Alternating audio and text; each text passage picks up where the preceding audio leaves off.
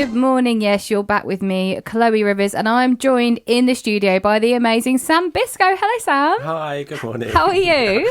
I am very well now that I've got a coffee in hand. I know, it's all thanks to Rob, as he keeps us caffeined up to the max here at Suffolk Sound, doesn't he? I don't know what we do without him.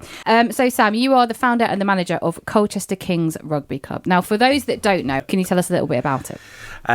So Colchester Kings is an inclusive rugby team, so we're just sort of over 2.5 years old now. And we're a club predominantly for LGBTQ plus people, but we welcome everybody who is looking to have, I guess, a bit of a different experience through learning rugby, and we're there to help people get involved in team sport that might not have previously had access to it before. So I don't know about you, but school sport was just, it makes you feel quite like open and naked and terrified, and I think you want to do something in a safe space, don't you? Yeah, absolutely. I did not play any kind of like team sport stuff at school, high school, even primary school. I didn't do it. So it wasn't until I was 30 that I started playing rugby. Wow. So which was now 8 years ago. So. Yeah. Oh, you're getting into that 40 mark, Sam. Yeah, no, I'm there. It's good. there. It's good. And what about age? Like, have you got any age restrictions? Can anybody come, like, regardless of experience as well? Do you Yeah, so they'll need stuff? to be 18 plus because of the leagues that we play in and the RFU rules around adult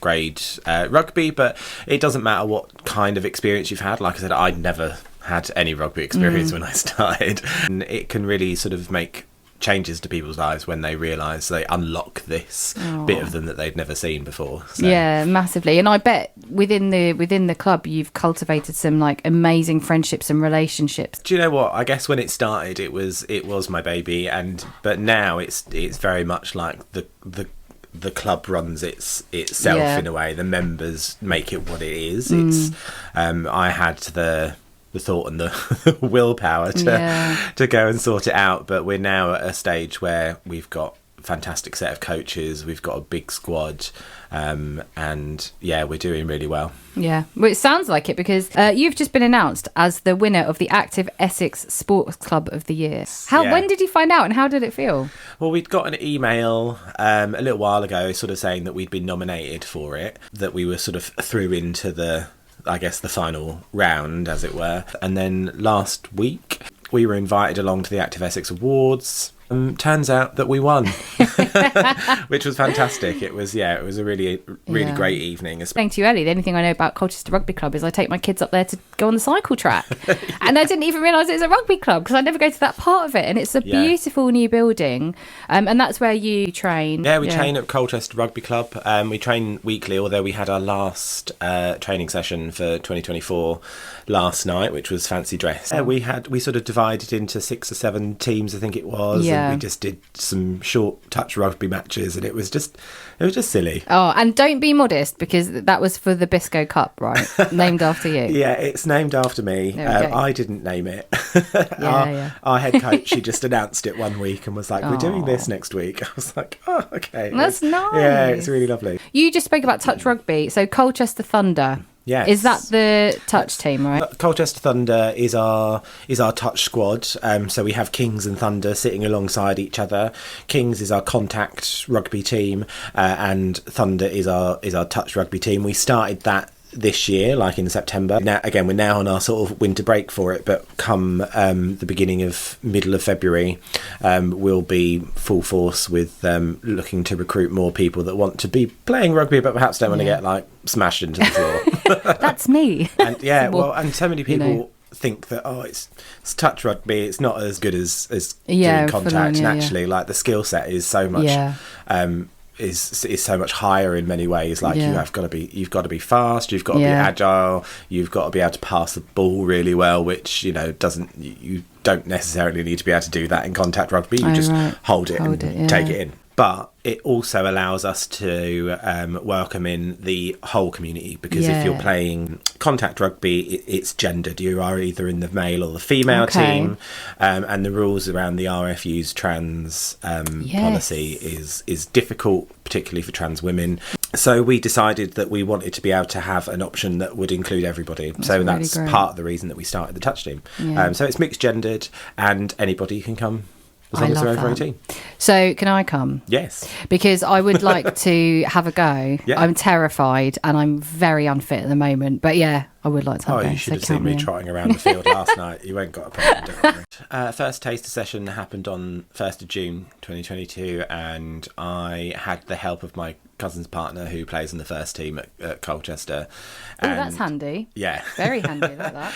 And I just honestly was worried that that it might just be me and him stood around passing the ball between us and maybe like one other person. Yeah. 30 people turned up, it was just insane. Like, it was really sort of quite a special moment, and I look back at the pictures that we took of that very first thing now, and I see such extreme change over the last 2 years in those very first people. And we're now at a stage where some people have progressed a bit further than others. We've got people that are just starting, so we've got people at different stages in their rugby journey, and that sort of is really exciting because it sort of changes the dynamic as well, and that keeps it really fresh and interesting for everybody, I think. It's great for you because you can kind of watch people's journeys and see how far they've come, and that's really lovely. What is it about the professional sports industry that makes people feel like they have to hide their sexuality? I mean, you can see from, any time, even recently, Premier League football were announcing their Rainbow Laces campaign, and they just put some small amount of social media out, and you can just go and have a look at the comments on there, and you'll see why representation is important, because there are people out there that just are discriminative towards queer people, and we don't want to be it's so frustrating. I know, I can see it.